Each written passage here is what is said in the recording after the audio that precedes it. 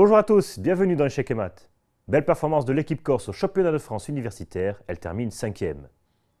Open de Gibraltar, nous reviendrons sur l'incroyable performance de Vladislav Artemiev. Et dans notre rubrique tactique, nous verrons le Gambit de Budapest. 5 studenti isolani hanno partecipato al campionato di Francia universitario in Villejuif nell'Île-de-France.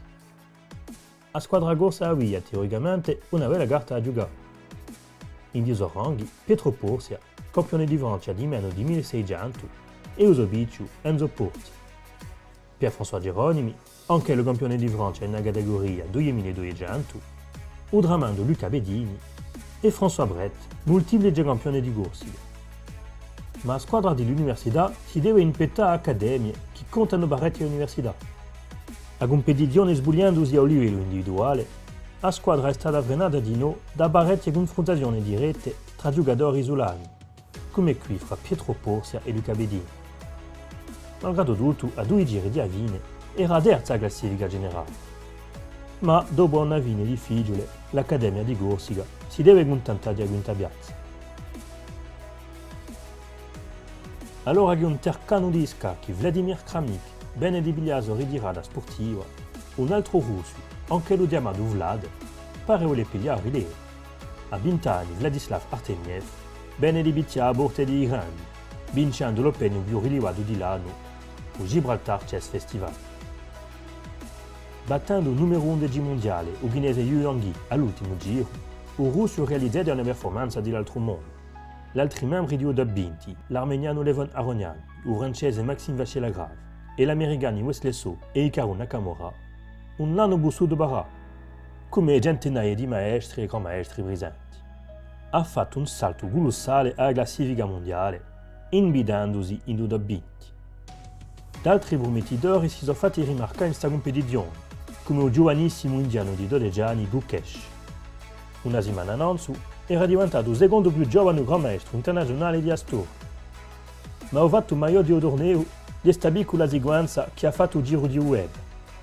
Ci si vede 2 anziani vincitori di un torneo, Levon Aronian al primo piano e Hikaru Nakamura che osserva la partita. E si dicerebbe che Hikaru stradia peccadisce.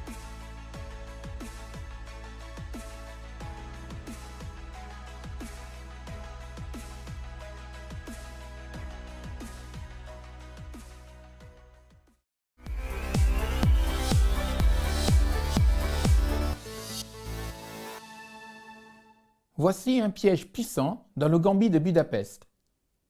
Alors, le Gambit de Budapest est une ouverture très dynamique pour les noirs. D4, cavalier F6, C4 et E5. C'est le Gambit de Budapest, un coup surprenant qui attaque immédiatement la position blanche.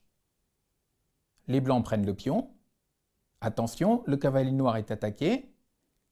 Cavalier G4, contre-attaque sur le pion blanc. Les blancs défendent leur pion, bien joué. Cavalier C6, encore une attaque du pion central des blancs. Et les blancs défendent ce pion. Maintenant, les noirs vont jouer un coup très fort.